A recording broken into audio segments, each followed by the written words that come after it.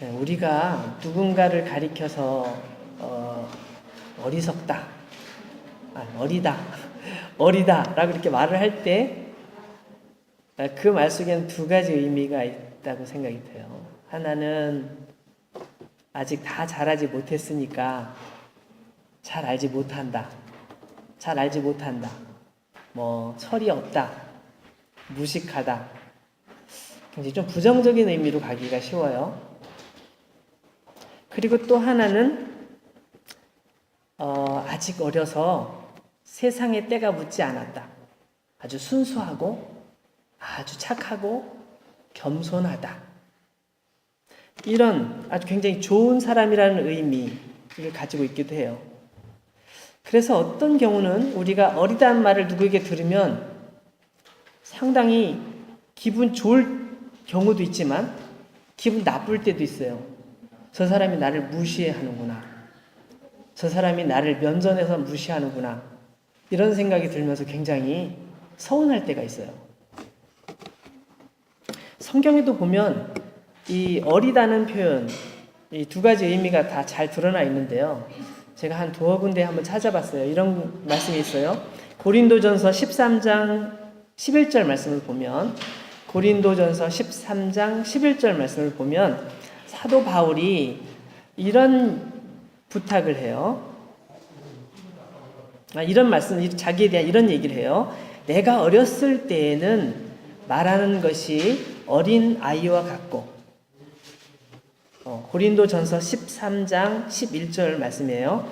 내가 어렸을 때에는 말하는 것이 어린 아이와 같고, 깨닫는 것이 어린 아이와 같고, 생각하는 것이 어린 아이와 같다가 장성한 사람이 되어서는 어린 아이의 일을 버렸노라. 여기서 말하는 어리다는 얘기는, 어린 아이란 얘기는 어리석다는 의미가 아주 강하죠. 고린도전서 14장 20절 말씀에도 비슷한 표현들이 있어요. 형제들아, 지혜에는 아이가 되지 말고 악에는 어린 아이가 되라. 지혜는 장성한 사람이 되라. 지혜는 아이가 되지 말고, 여기서 말씀하는 이 지혜는 하나님을 아는 지혜에 관한 거예요. 그래서 하나님을 아는 지혜, 하나님의 지혜에 대해서는 어린 아이가 되지 말고 어른이 되라. 그렇지만 악한 일, 악에 대해서는 좀 무식해져도 괜찮다. 무식해져라, 무지해라, 어설프게 해라, 어설퍼져라, 이렇게 말씀하고 있는 거예요. 그렇게 권면을 하고 있습니다. 근데 여러분, 제가 이 설교를 준비하면서 복음서에 나와 있는 어린, 또 아이, 이런 단어를 가지고 검색을 해봤어요. 그랬더니 예수님께서 하시는 말씀 중에 이 어리다는 표현이 굉장히 긍정적으로 사용된 거 아세요? 굉장히 긍정적으로 사용됐어요. 마태복음 18장 4절 말씀을 보니까 그러므로 누구든지 이 어린 아이와 같이 자기를 낮추는 사람이 천국에서 큰 자다. 이렇게 말씀하고 계세요. 마태복음 19장 14절 말씀을 한번 찾아볼까요? 마태복음 19장 14절 말씀에도 이렇게 나와요. 예수께서 이르시되 어린 아이들을 용납하고 내게 오는 것을 금하지 말라. 천국이 이런 사람의 것이니라. 예수님께서 이런 말씀을 하신 것을 보면 여러분, 우리가 이미 어린 시절을 다 보내왔잖아요. 이미 어린 시절을 다 지내왔기 때문에 옛날 얘기야 이렇게 생각할 수도 있지만 예수님이 이 말씀을 생각해 보면 어린 아이들을 통해서 배워야 될 것이 너무너무 많다는 사실을 알 수가 있어요. 우리가 지나보낸 그 어린 시절, 그 시절에 대해서 우리가 생각하고 어린 시절에 지금 현재 어린 아이들을 보면서 많은 걸 배울 수 있다는 것을 생각해 볼 수 있어요. 여러분, 우리 교회는 어린 아이들이 되게 많이 있잖아요. 여기 지금 요한이도 있고 지연이도 있고 또 지금 밖에 있는 여러 아이들이 있는데요. 이 아이들을 볼 때마다 너무 예쁘잖아요. 너무너무 예뻐요. 그래서 아이들을 보다 보면 그냥 마음이 다 뺏겨버리잖아요. 근데 애들을 이렇게 예뻐하는 것도 좋지만 아이들을 보면서 예수님께서 우리 곁에 놔두신 교과서구나, 참고서구나, 이런 생각을 한번 해봤으면 좋겠어요.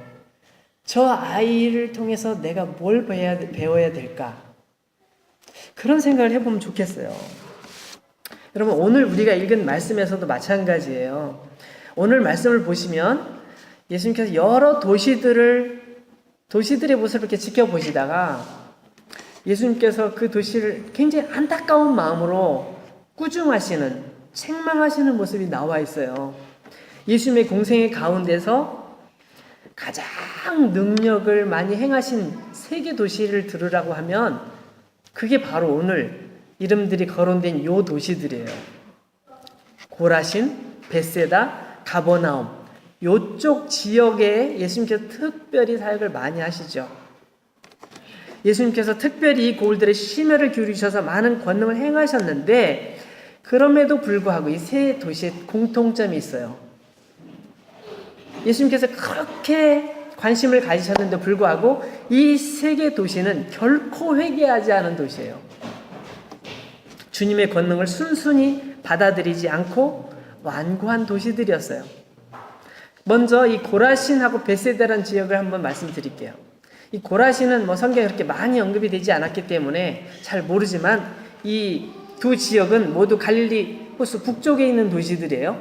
근데 이 두 도시들 중에 특히 이 벳세다라는 지역은 성경에 많이 나옵니다.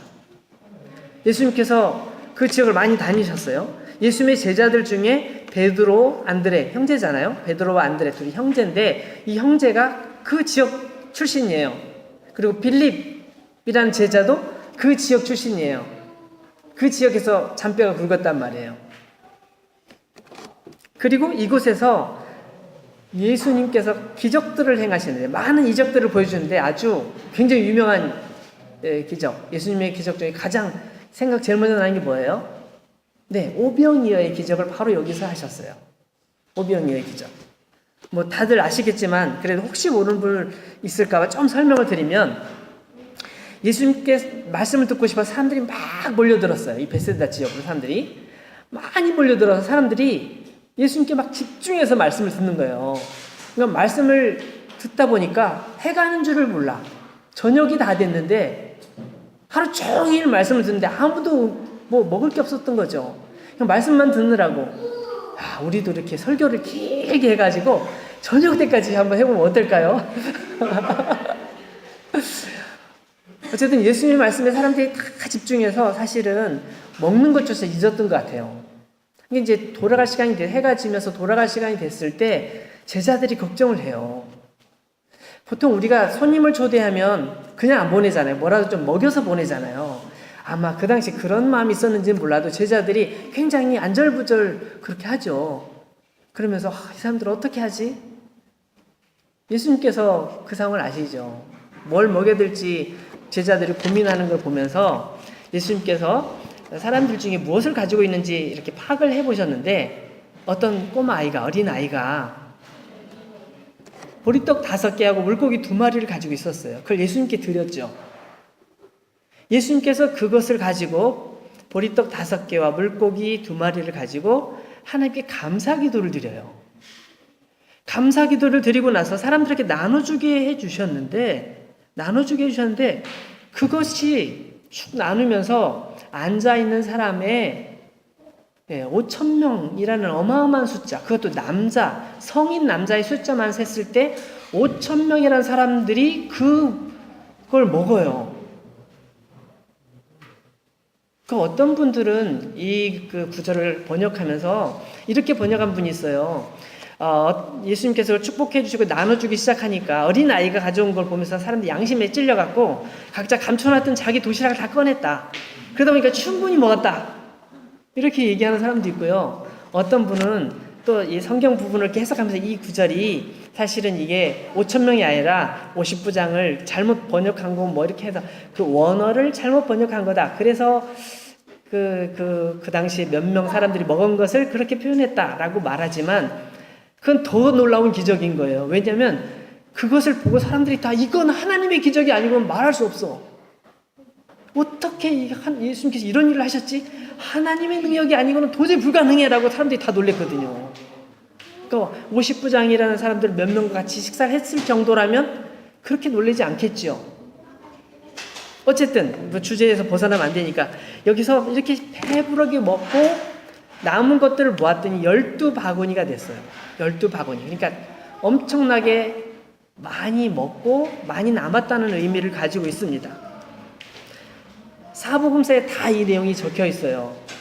그만큼 이 내용은 굉장히 중요한 내용이었던 거죠. 근데 이 장소가 어디라고요? 바로 벳세다라는 지역이에요. 벳세다라는 지역이에요. 그리고 또 이곳에서 태어날 때부터 시각장애인이었던 소경이 예수님의 도움을 받아 눈을 뜨는 사건이 여기서 벌어져요. 또 38년 동안 중풍병을 앓고 있던 사람이 예수님께서 고쳐주시면서 완치된 사건이 여기에서 기록되어 있어요. 이것뿐만 아니죠. 이건 대표적인 얘기고 수많은 사람들이 그곳에서 예수님을 만났고 놀라운 체험을 했고 예수님의 말씀을 들었어요. 근데 이렇게 놀라운 일이 일어났다면 우리가 상상할 때 어떤 일이 벌어지겠어요? 거기 있는 사람들이 막 정말 열심히 예수님 믿겠죠. 예를 들어 저에게 하나님께서 특별한 은사를 주셔서 제가 이렇게 기도해 주기만 하면 다 낫는 은사가 저에게 있다고 쳐봐요. 그러면 모르긴 몰라도 이 장소가 꽉 찰 거라고 생각이 들어요. 한국 분들 다 올 것 같고 또 여기는 프랑스 분들도 뭐 말은 안 통하지만 저분이 기도해 주면 낫는다 그래가지고 막 다 몰려들겠죠. 그럴 것 같아요. 그랬으면 좋겠어요. 할렐루야. 그랬으면 좋겠어요. 근데 어쨌든 예수님께서 그런 일들을 하셨단 말이에요. 그래서 사람들이 엄청나게 많이 몰려다녔어요. 그럼에도 불구하고 예수 믿는 사람들로 가득해야 맞을 것 같은데 그들 중에 많은 사람들이 회개하고 예수님께로 나와서 내가 잘못했습니다 고백하고 예수님을 믿겠다고 고백해야 될 것 같은데 그렇지 않아요. 그렇지 않아요. 그래서 예수님께서 말씀하신 거죠. 21절 말씀을 한번 다시 볼까요? 화 있을진저 고라시나 화 있을진저 벳세다야 너희에게 행한 모든 권능을 두로와 시돈에서 행하였더라면 그들이 벌써 베옷을 입고 제 앉아 회개하였으리라. 여러분 여기 두로와 시돈이라는 지역이 나오네요. 두로와 시돈은 어떤 지역일까요? 두로와 시돈은 구약 성경에서 굉장히 중요한 지역이에요. 구약 성경에 이스라엘과 유다로 나눠진 적이 있었어요. 근데 이스라엘의 더 큰 나라였죠. 10개 지파의 나라였으니까. 근데 이스라엘의 왕이 아합왕이라는 왕이 있었습니다. 이 왕은 굉장히 강력한 왕이었어요. 정말 군사력도 강하고 대단한 왕이었어요. 근데 성경에서는 그렇게 말하지 않고 아주 악한 왕이라고 얘기해요. 그냥 이 세속 역사로 따진다면 정말 아합왕은 굉장하다 이랬는데 하나님께서는 아주 악한 왕이라고 말씀하셨어요. 근데 아합왕이 그렇게 악해진 데 계기가 있었어요. 그의 부인이 악처야. 그 부인이 아주 권모술수가 능해요.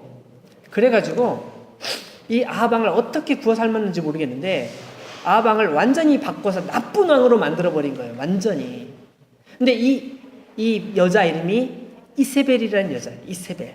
근데 이세벨이라는 여자의 고향이 바로 시돈. 시돈 지역은 어떤 지역이었을까요?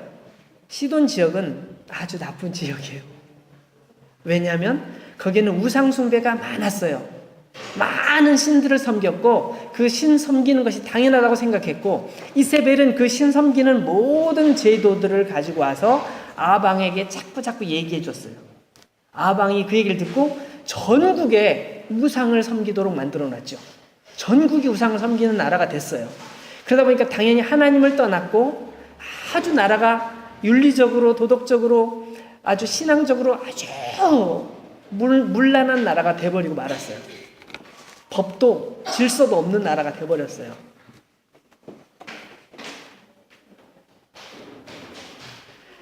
예수님께서 하시는 말씀은 무슨 의미냐면 이렇게 두로와 시돈이 과거에 너무너무 악한 나라였고 너무너무 악했기 때문에 하나님께서 심판하셨어요. 그냥 심판하시지 않고 심판하기 전에 예고하시죠. 두로와 시돈을 심판하겠다. 심판하셨어요. 근데 그 유명한 두로와 시돈 그 도시가 있었지만 만약에 고라신과 벳세다에게 내가 베풀었던 것만큼만 했다면 그들은 이미 회개했을 것이다. 그 도시는 멸망하지 않았을 것이다. 그 도시는 이런 놀라운 혜택을 누렸다면 너희들처럼은 하지 않았을 거다. 이렇게 말씀하고 있는 거죠. 이 도시 고라신과 벳세다가 그 정도로 교만하고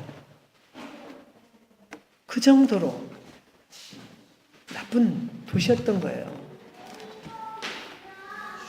이 내용을 가만히 우리가 다시 한번 읽어보면 교만이란 단어가 떠오를 수밖에 없어요. 하나님 앞에서 겸손하지 않고 하나님의 뜻을 알려고 하지도 않고 하나님의 능력을 어떻게 생각해요? 신기한 것으로, 구경거리로, 재미거리로, 취미 삼아 가서 보는 정도로 마치 극장 가서 연극이나 영화를 보는 것 같은 그 정도 생각을 하는 거죠. 그러다 보니까 예수님께서 그렇게 놀라운 일을 해주셔도 자기 삶에 아무런 변화가 없어요. 아무런 도전도 받지 않고 아무런 변화도 없어요. 가버나움이라는 도시도 나오잖아요. 23절 말씀 보세요. 가버나움 도시도 마찬가지입니다. 가버나움아, 내가 하늘에까지 높아지겠느냐? 음부에까지 낮아지리라. 내게 행한 모든 권능을 소돔에서 행하였더라면 그 성이 오늘까지 있었으리라. 가버나움의 죄는 교만이란 죄가 있었어요. 그 교만이 얼마나 큰 것인지 그걸 예수님께서 말씀하시는 비교를 하시는데 우리가 말할 때도 이 세상에서 가장 악한 도시 그 도시 말할 때 어디를 얘기해요? 소돔을 얘기한단 말이에요. 소돔성 그러면 가장 악한 도시란 말이에요.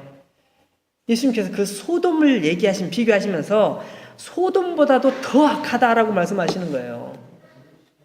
고라신, 벳세다, 가버나움 이 도시 사람들은 자신들의 교만으로 가득해서 하나님을 멸시하고 모든 사람들을 상징적으로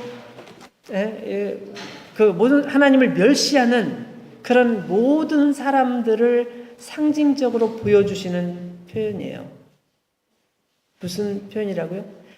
그 세 개 도시는 단지 예수님께서 세 개 도시만을 말씀하려고 그러시는 것이 아니라 그런 모습으로 살아가고 있는 이 땅의 모든 사람들을 향하여 들으라고 힌트를 주고 계신 거예요. 깨달으라고 말씀하고 계신 겁니다. 근데 25절 말씀 보시면요. 이 도시들의 교만에 대해서 탄식하신 말씀을 하신 다음에 그 다음에 예수님께서 감사 기도를 하고 있는 내용이 나와요. 감사 기도를. 무슨 감사 기도인가 가만히 보니까 이렇게 나와 있어요. 그때 예수께서 대답하여 이르시되 천지의 주제이신 아버지여 이것을 지혜롭고 슬기 있는 자들에게는 숨기시고 어린 아이들에게는 나타내심을 감사합니다. 어린 아이들에게 나타내셨대요. 그 뒤에 올소이다. 이렇게 된 것이 아버지의 뜻이니이다. 내 아버지께서 모든 것을 내게 주셨으니 아버지 외에는 아들을 아는 자가 없고 아들과 또 아들의 소원대로 계시를 받는 자 외에는 아버지를 아는 자가 없느니라. 여러분 다른 거 볼 거 없어요. 오늘 이 기도문 내에서 아주 두 가지 단어가 대조를 이루고 있다는 사실을 볼 수 있어요. 첫 번째는 지혜롭고 슬기 있는 자들, 두 번째는 어린 아이들.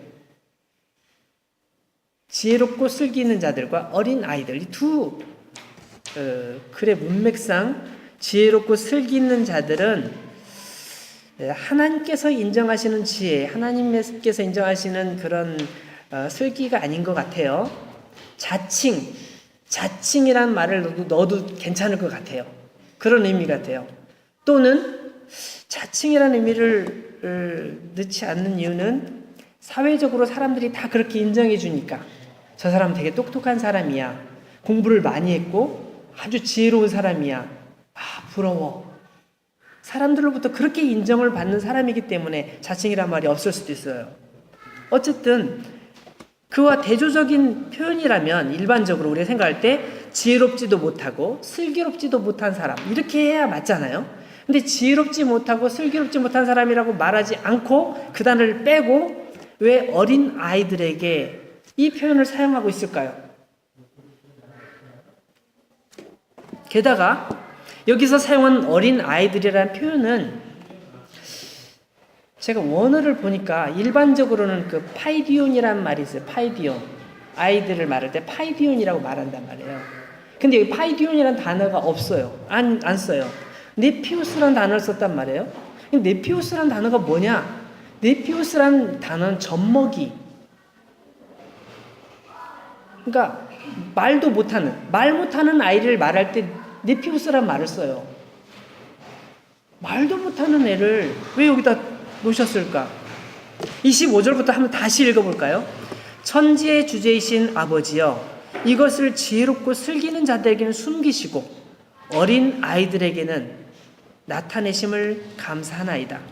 여러분, 이 어린 아이들 속에는 어떤 의미가 있을까요? 단순히 제가 좀 전에 말씀드린 것처럼 지혜롭지도 못하고 슬기롭지도 못한 자들, 그런 의미가 아니라 그 이상의 의미가 있다는 것을 우리는 알 수 있어요. 그것을 우리가 어린 아이들의 일반적인 성향 속에서 이제 찾아보는 거예요. 우리 아이들, 우리 지금 저기, 응? 제인이, 그다음에 지온이나 요한이나 이런 아이들을 이렇게 생각해봐요. 얼굴 한번 쳐다봐. 어떤 의미가 있을까요? 어린 아이들은 어른에 비해서 되게 솔직해. 그죠? 솔직해.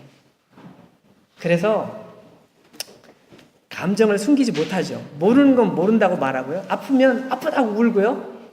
배고프면 막 배고프다고 짜증내고, 또 무서운 거 보면 막 무서워해요. 어른들은 참아내잖아요. 어느 정도. 배고파도 뭐 잘 견디고 하잖아요. 근데 아이들은 못 참아. 감정을 솔직하게 드러내잖아요. 그리고 또 어른들이 하는 말을 잘 믿어요. 그 엄마가 말하면 다 진짜인 줄 알아요. 제가 어렸을 때 세뱃돈을 받으면 꼭 어머니에게 드렸어요. 어머니가 맡아주신대요. 맡아주셨다가 다음에 줄게. 못 받았어요. 나중에 커가지고 왜 그 세뱃돈 안 주셨어요? 근데 다 버스비 주고 또 도시락 소풍 갈 때 돈 주고 다 줬잖아. 그건 그게 아니잖아요.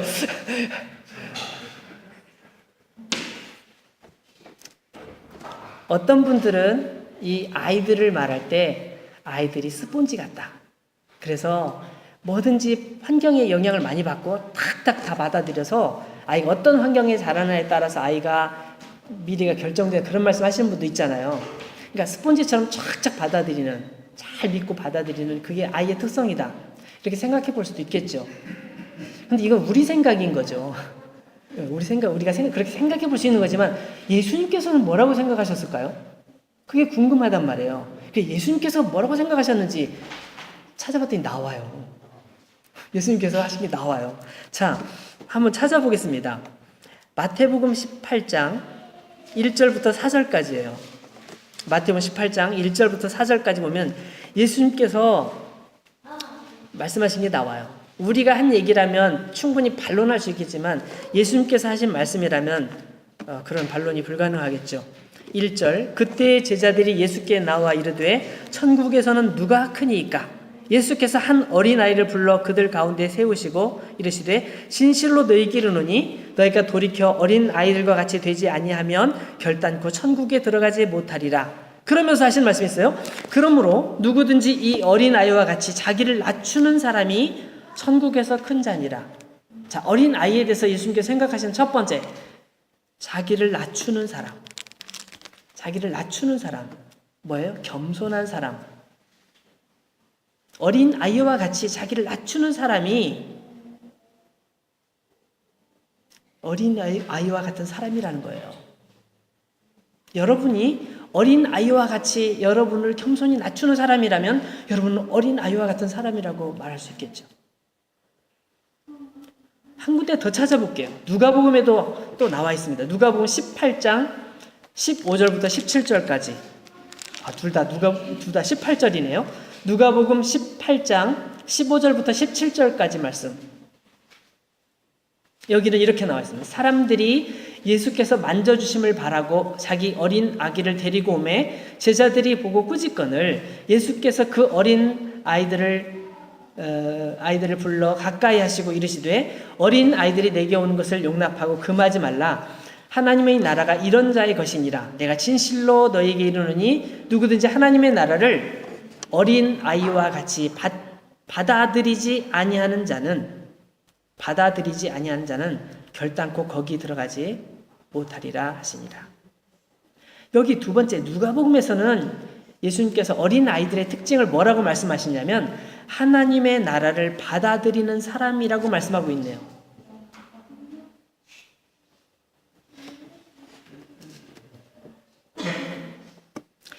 여러분, 하나님의 나라를 받아들인다.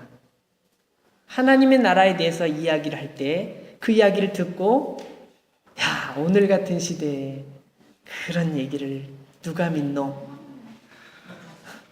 과거에 기독교가 큰 참패를 본 적이 있었지.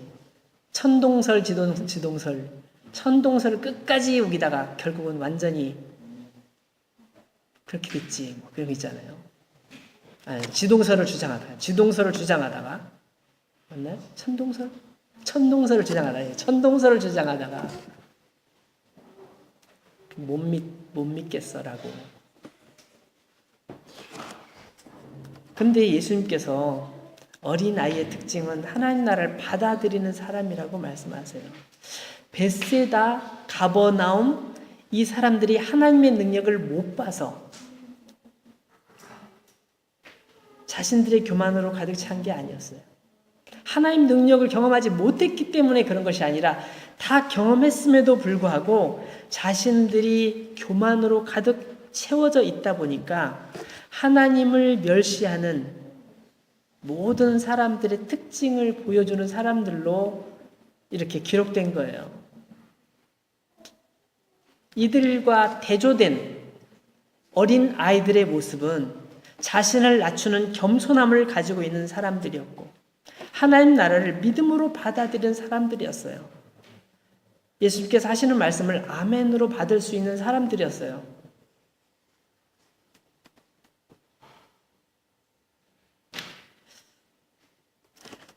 여러분, 오늘 어린이 주일에 우리가 이 점을 생각해 봤으면 좋겠어요.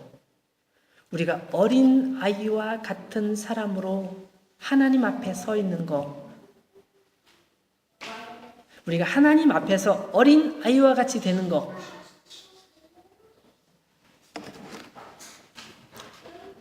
한번 생각해 봤으면 좋겠습니다. 말씀을 맺는 말씀으로 제가 고린도전서 1장 21절 말씀을 여러분에게 말씀드리고 싶어요. 하나님의 지혜에 있어서는 이 세상이 자기 지혜로 하나님을 알지 못하므로 하나님께서 전도에 미련한 것으로 믿는 자들을 구원하시길 기뻐하셨다라고 말씀하고 있어요. 영원한 복음의 위대한 일들은 옛부터 지혜롭고 슬기 있는 사람들, 그런 많은 사람들, 세상적인 학식과 지혜와 능력을 가지고 있는 지략이 뛰어난 사람들, 그런 사람들에게는 싹 숨겨놓으셨대요. 여러분, 지금도 숨겨져 있어요. 이게 지금 이 말씀이 하시는 의미예요. 그들이 가지고 있는 지혜와 지식으로는 하나님을 알 수가 없대요.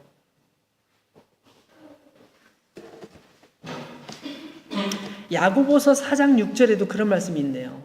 야고보서 4장 6절 말씀에도 그러나 더욱 큰 은혜를 주시나니 그러므로 일러스되 하나님이 교만한 자를 물리치시고 겸손한 자에게 은혜를 주신다 하였느니라.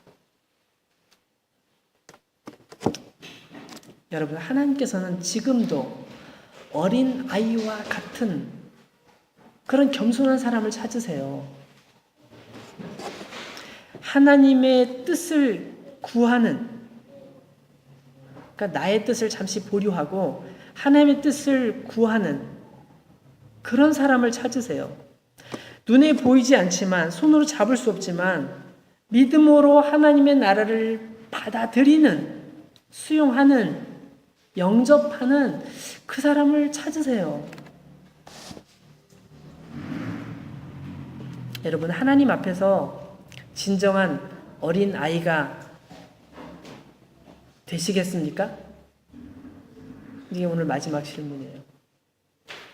우리 주변에 있는 사랑스러운 어린 아이들 바라보면서 아, 진짜 예쁘다. 아, 나도 저런 어린 시절이 있었지.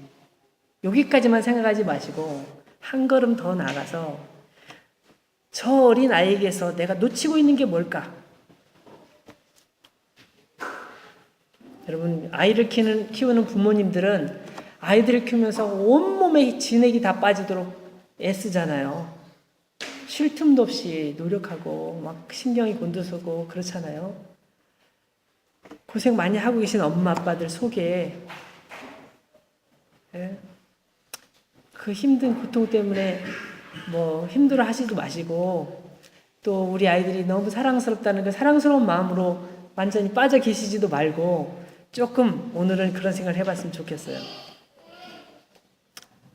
우리 속에 점점 사라져가는 우리가 어린 시절에 가지고 있었던 그 소중한 것, 그걸 찾아내는 거예요. 어린 시절에 가졌던 그 소박하고 겸손하고 누가 무슨 말해도 다 믿을 수 있었던 그런 그 포용력 있는 마음, 넓은 마음, 믿음의 마음, 그 마음을 우리가 회복하는 거예요. 여러분, 우리는 하나님 앞에서 어른인 척 할 필요 없어요. 왜냐하면 하나님께서 우리를 만드셨고 우리는 하나님 앞에서는 여전히 어린 아이이기 때문입니다.